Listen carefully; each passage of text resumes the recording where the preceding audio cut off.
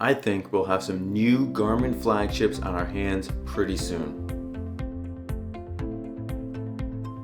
The Epix Gen 2 and the Fenix 7 debuted back in January of 22, and these flagship models, they do it all. They're rugged, they have respectable batteries to outlast most any activity you could throw at them, and you can store everything on them from music to maps to golf courses to ski runs. And one of the few differences between the two models is with the Epix, you get a bold and bright OLED, and with the Fenix, you get the MIP, and well, you get a charge that's going to last for weeks at a time as well. Now, since their debut in early 22, the mid-gen update came out in May of 23, which gave us the Pro versions of each of those models. Now, the Pro models added size options to the Epix. The Fenix already came in 3 different sizes. You got a new heart rate sensor, slightly larger screen, slightly better battery life, slightly faster charging speeds. You got more storage, more accurate dual band GPS, and of course an actual flashlight built into the casing. It was everything that the base models were, but just a little bit better in all aspects. It was a great step forward, but did not really introduce anything new, aside from the flashlight, I guess. But now, it's about that time for Garmin to be coming in with new models that will hopefully look to be a much larger leap forward than the base models to the Pro model were.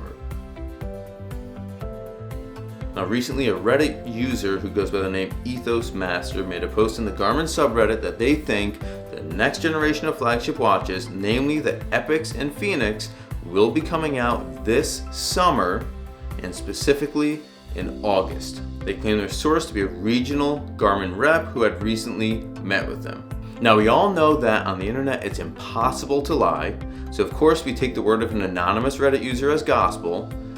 No, but really, if you take that post and you put it together with a post that DC Rainmaker's site put up about the end of last year, about the release schedule that Garmin has been keeping up with, it does start to add up. Now, Ray, who runs the DC Rainmaker site, is a very legit gear reviewer with a close relationship to Garmin, so when he says something, it actually carries weight. On his blog post, he shows the overall release schedules for the Fenix lineup, other than making a full generational leap going from Fenix 1 to Fenix 2, there's always been a mid-gen refresh and then the new generation release after that.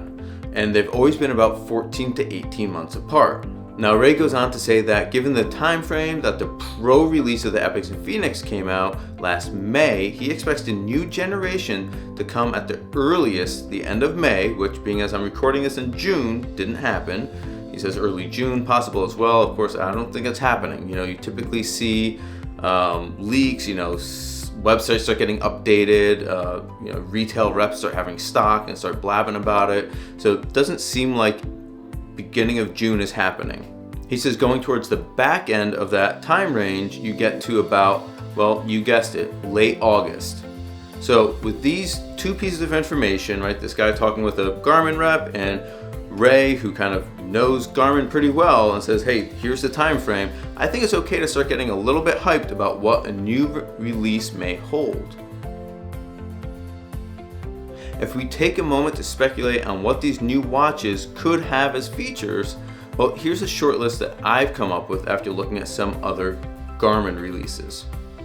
So first of all, you're going to start with all the general stuff you'd expect with any new hardware generation, right? There's going to be a slightly faster processor, slightly increased resolution display, increased battery life, all that sort of stuff. You know you're going to get it, right? But here are a few features that are out on other Garmin models, but not yet on the Epix or Fenix.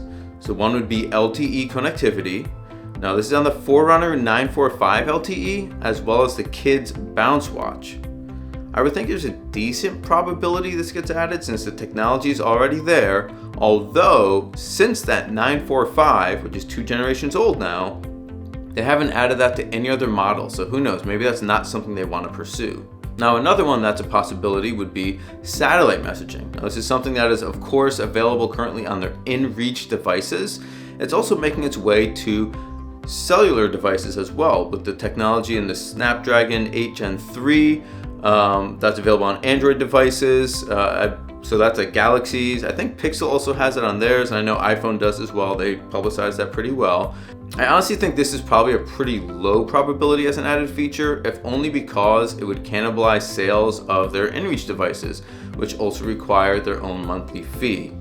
Although, in consideration of both of those features that I just listed, LTE, satellite, maybe Garmin wants to drive more revenue after the hardware sale with the ability to charge customers for subscriptions for LTE connectivity, satellite connectivity, and maybe something like that is kind of a new direction for them as far as additional features on their watches. Now, two other features that are currently on the Venue 3 would be voice assistant access, as well as taking calls or dictating text. Although any texting is going to be Android exclusive since Apple doesn't let others have access to iMessage. I would say those features could very easily be implemented. It's just based on the direction that they want to take the line. I've always thought of these watches as fitness trackers first with some smartwatch features, but I do think that the lowest hanging fruit for improvement and a change in the user experience would be throwing in some of these smartwatch features they've included in other recent models and making the Fenix and Epix the true flagship Swiss Army knife. But again, that depends on if they want to keep these watches focused more on just serious athletes. Now, based on some of the marketing for the Epix and Epix Pro, they are trying to include this kind of urban, high-end customer in their targeted demographic. So perhaps these kind of more smartwatch-based features are in the future for the model. Now, I did also take a look externally to see what other competitors are doing hardware feature-wise that Garmin may be looking to emulate.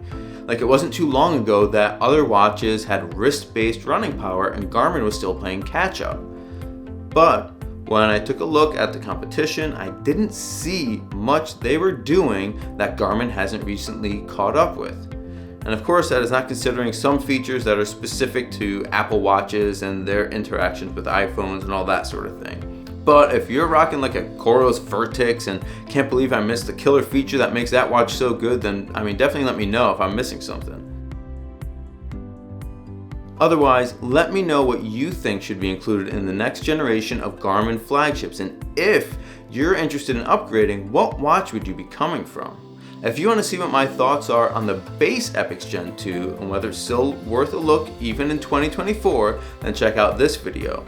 And just as a quick tip, if there is a new model coming out in 2 months from when I'm filming this, I would say don't buy an Epix Gen 2 even if you are very interested. Wait for that new one to come out because they're going to knock the prices down on the older ones, of course. Now, the standard content on this channel is a lot more just kind of fitness focused on workouts and running and lifting. But I will be covering more Epix and Fenix rumors, news, and ultimately reviews. So if you're interested in that, be sure to hit the thumbs up and subscribe for more. I'm Dave, and this is Dave Does Fitness. Have an awesome day and stay fit.